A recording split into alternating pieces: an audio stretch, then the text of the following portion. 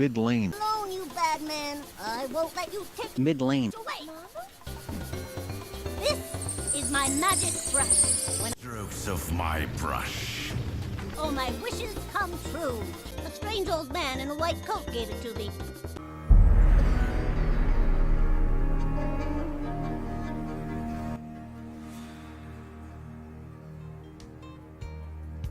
Hello, I'm BearManJon, and I'd like to welcome you to the first episode of the Joy of Dota series. If you'd like to paint along, I invite you to get your paints and brushes.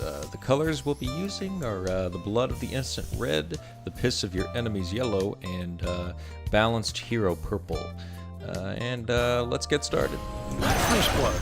Thanks and have fun. And there you are, a work of art. Dota 2 without techies. The madman, that glacial, amphibian abomination, decided it was okay to just release a hero on the same day of its announcement. Everybody was just like, oh, cool, a Sorlacon discount, Sorlacon, this winter, and then out of the blue, just freaking, oh, what do you mean right now? What do you mean out now? What? As a ranged intelligence hero with nukes and disables, Grimstroke was put in the corner with aggressive supports like Ancient Apparition and Dark Willow. Believe me, I could tell you a ton about this hero. Yeah. If I could ever pick him! Oh, fun. Grimstroke's banned.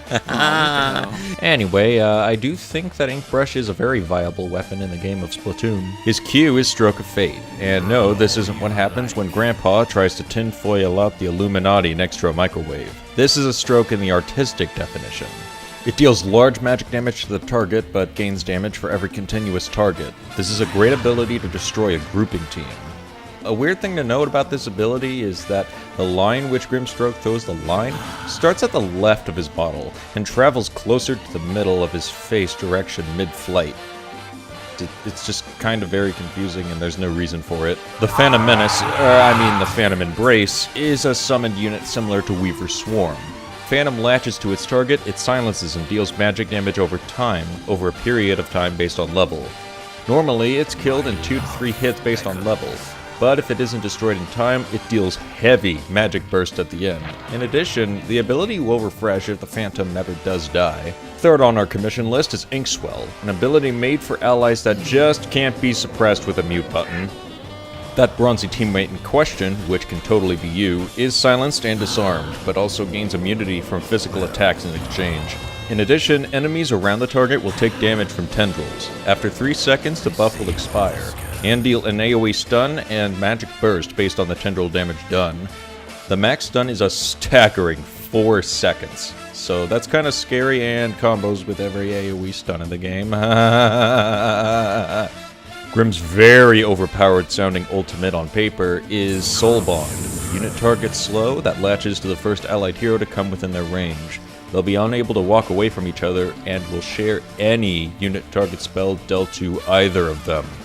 The only exceptions I've seen so far are abilities that modify the user's attack, so abilities like Omni Slash, Charge, Nether Strike, Focus Fire, any ability like that really. This spell has some pretty overpowered combos, so you know how Doom is already a pretty annoying spell? Well, with this, you can Dooms 2 guys. Yeah, that's more than one guy. Wow!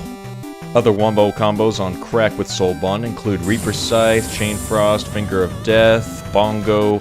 If it's a unit target ability that's also an ultimate and you use it with this, you're probably gonna go to jail. So, Grimstroke, much like other new heroes introduced outside of Dota 1, is very easily countered by disables.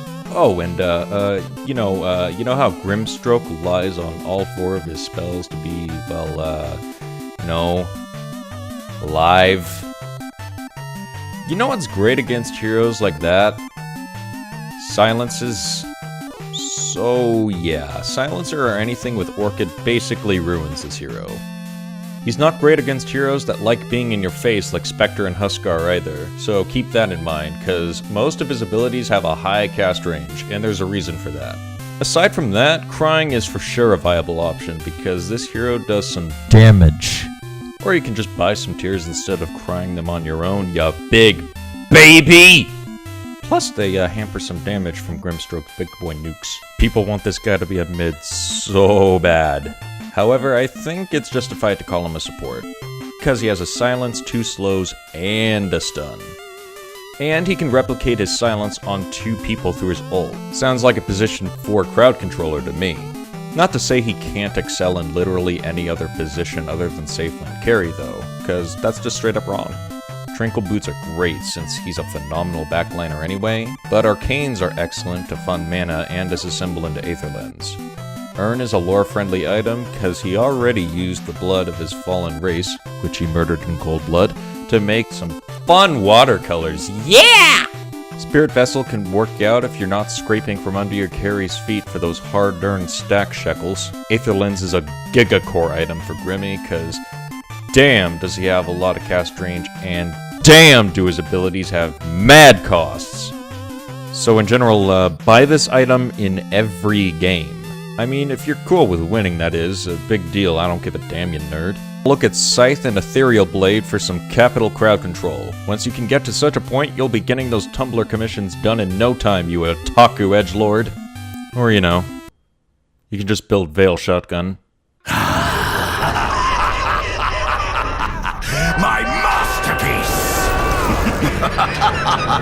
masterpiece!